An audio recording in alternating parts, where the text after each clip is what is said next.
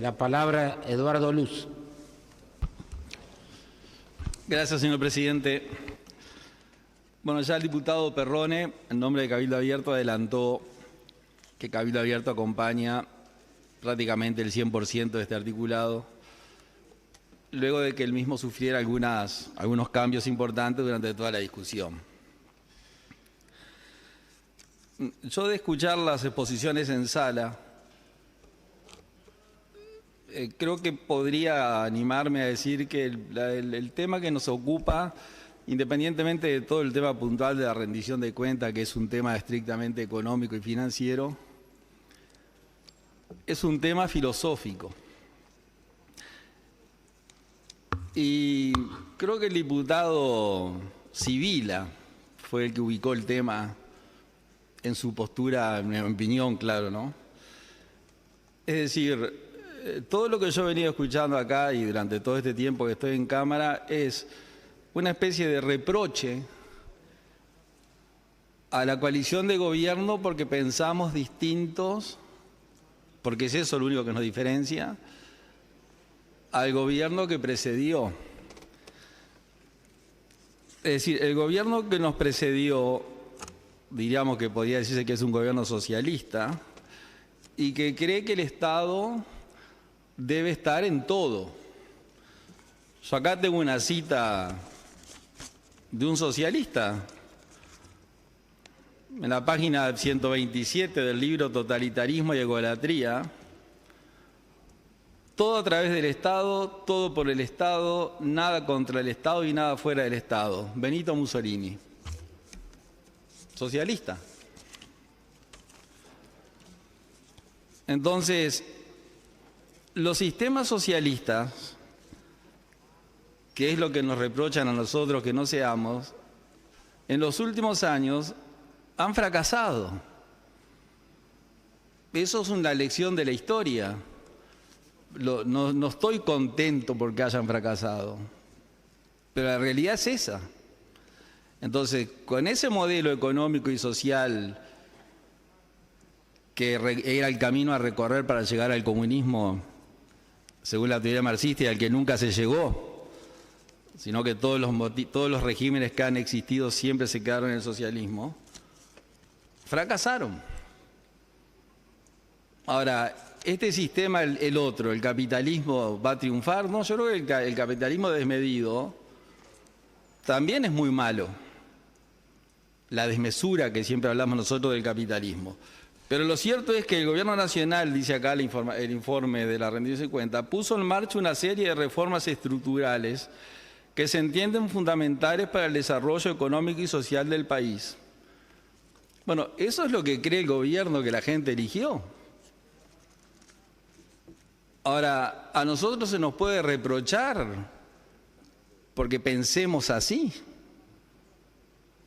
Acá una de las palabras más usadas en este Parlamento y que algún día me gustaría que alguien me la explique es igualdad.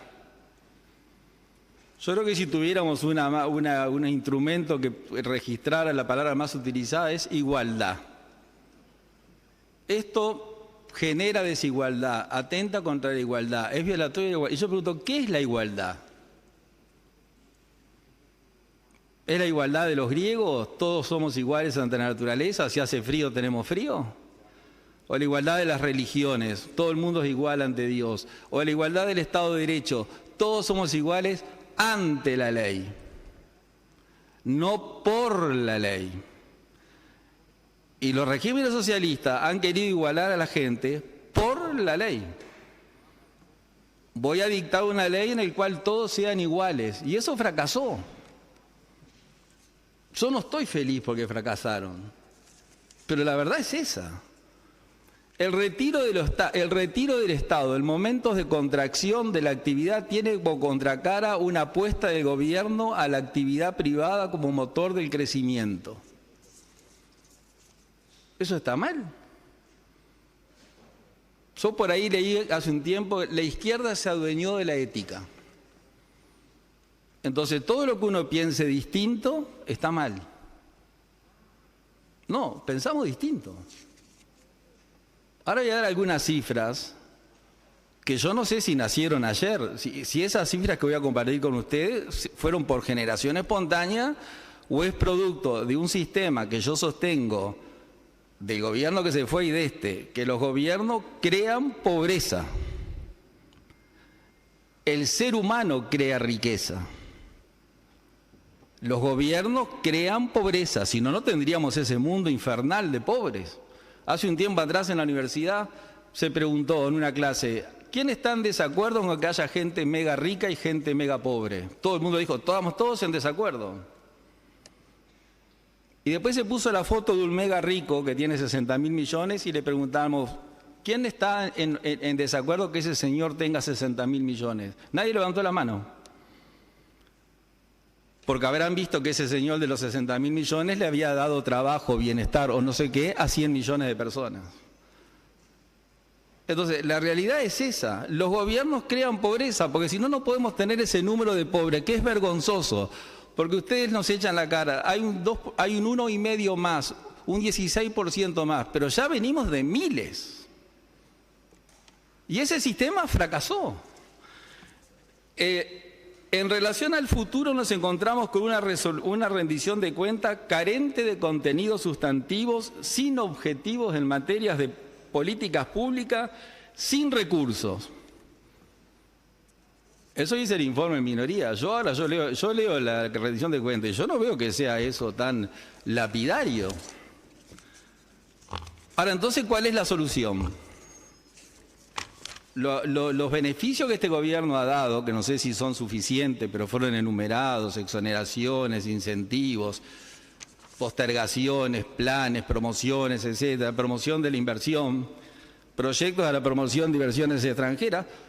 Curiosamente, el informe en minoría habla del Salvador de la República, que también lo habla el informe en mayoría, y me refiero a UPM.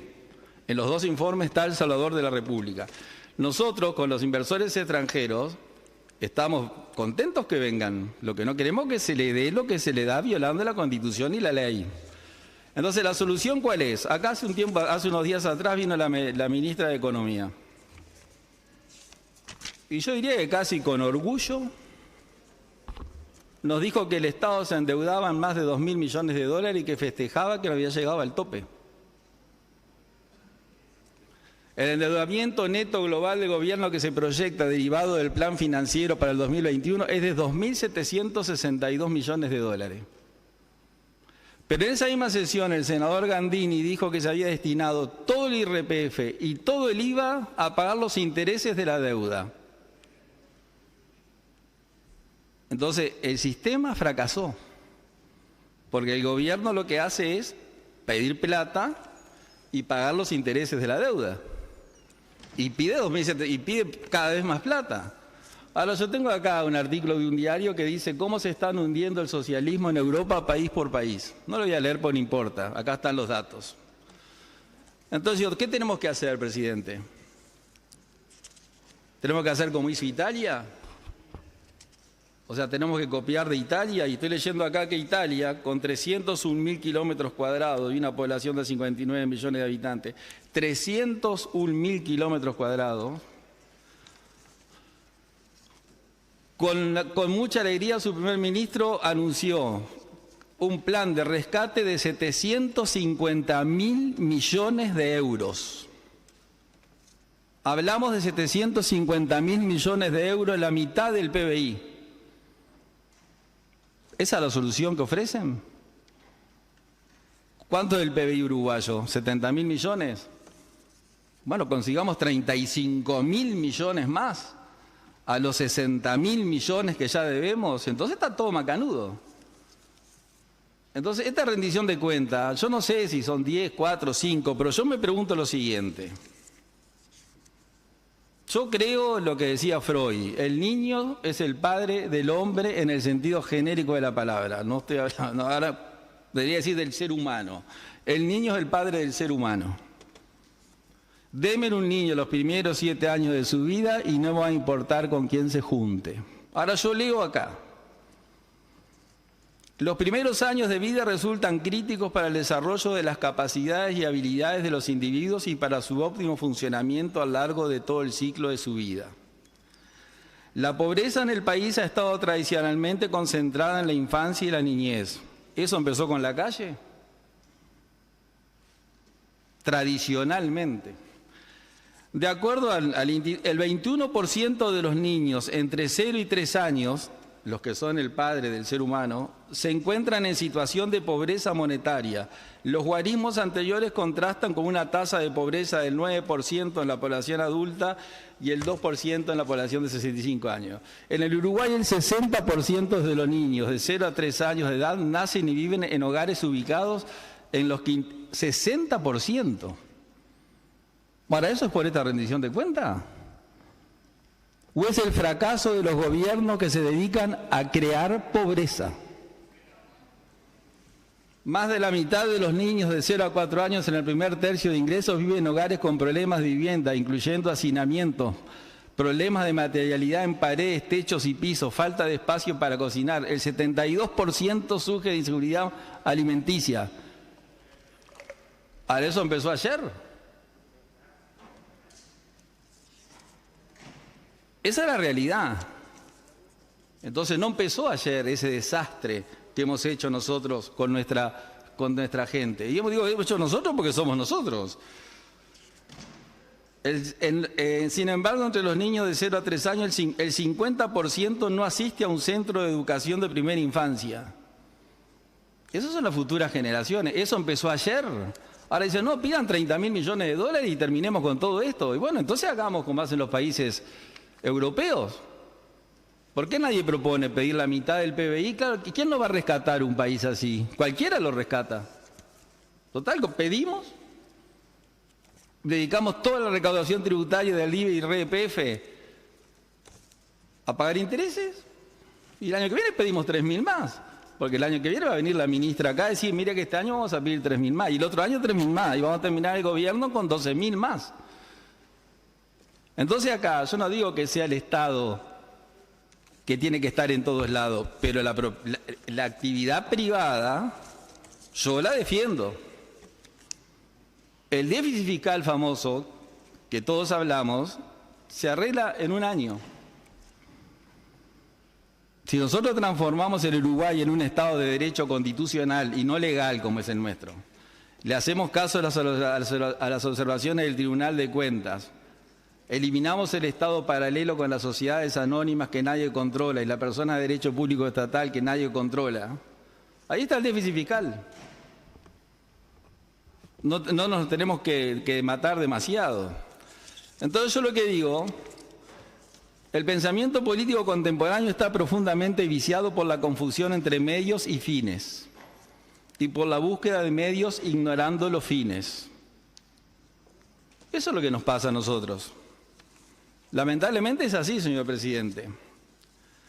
En un libro, Capitalismo, Socialismo y Democracia, dice que hay un conflicto irreconciliable entre la democracia y el capitalismo. Democracia y capitalismo. Pero ese libro omitió, sin embargo, decir que el conflicto no se presenta entre la democracia como tal, sino en aquellas particulares formas de organización democrática que parecería que ahora se acepta, en la cual se produce una expansión progresiva del control gubernamental. Entonces, la gente está cansada del Estado. Y nosotros le decimos a la gente, queremos más impuestos, queremos más esto, pidamos más préstamos para tenerlos a ustedes rehenes de la beneficencia estatal. No procede en ese sentido porque la mayoría de los estados son intervencionistas, sino simplemente porque el partido gobernante no puede retener los votos mayoritarios si no ayuda a esa misma gente que llevó a la miseria en cuanto a sus intereses particulares y sectoriales. Y eso es lo que pasa.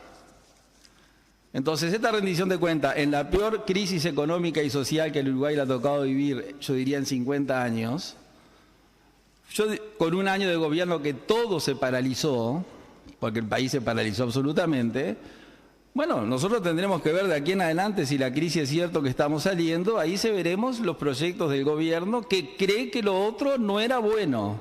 Y yo creo que lo otro tampoco era bueno.